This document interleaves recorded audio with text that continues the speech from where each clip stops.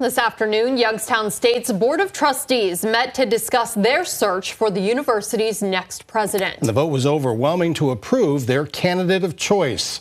First News anchor Stan Boney shares the decision live from campus. I'm standing just outside of the meeting room of the Youngstown State Board of Trustees, where about an hour and a half ago, by an 8-1 vote, the trustees voted to offer the presidency to Congressman Bill Johnson. And then later on in the afternoon, Congressman Johnson himself did accept that offer. Congressman Bill Johnson will become the next president of Youngstown State, succeeding the interim president, Helen Lafferty, who was at today's meeting, and also Jim Tressel, who was not at today's meeting.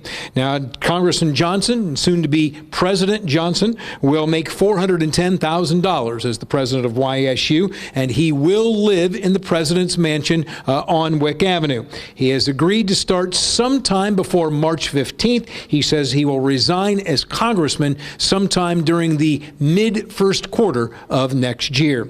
Now, let me show you the videotape, and we have Bill Johnson being introduced during an afternoon news conference after the Board of Trustees meeting. He was accompanied by his wife, Leanne. The congressman promised that the YSU campus would be a pro-First Amendment campus, and he would be open to people of all ideas. Now, the trustees meeting itself was filled with protesters. There were about 90 people in the room and around the room, and I would say probably 90% of them were protesting the employment of Bill Johnson. The board did hold an executive session to discuss the hiring, after which Johnson was selected. Bill Johnson was not part of the trustees meeting. He was not seen publicly until the news conference. And here is some of what was said at that news conference. We posed all the challenges that the people are concerned about to Bill during the interview process. And he talked in detail about how he would work with the Youngstown State University family to meet those goals and objectives. I am committed to an inclusive and respectful environment at the university. Regardless of political, religious, or personal affiliations, my focus will be on fostering open dialogue, understanding diverse perspectives, and contributing positively to the well-being of every student. I believe in building upon a campus community where everyone feels valued and respected. Now, during the news conference, trustee Anita Hackstead did address why the selection process was done virtually in secret.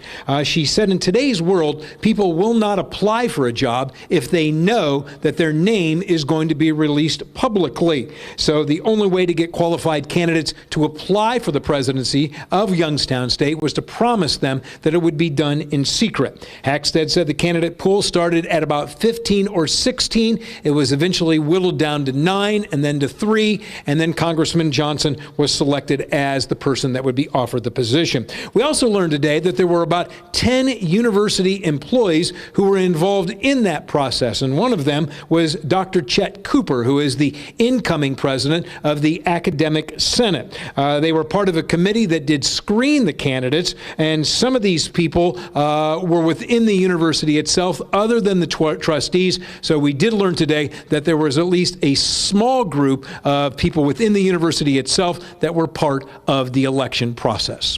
Live at Youngstown State University, Stan Boney, WKBN 27 First News. Hi everyone, I'm Lindsay Watson. Thanks for watching the WKBN 27 First News YouTube channel. If you want more video news, subscribe to our channel, and don't forget to download the WKBN 27 First News app for breaking news alerts.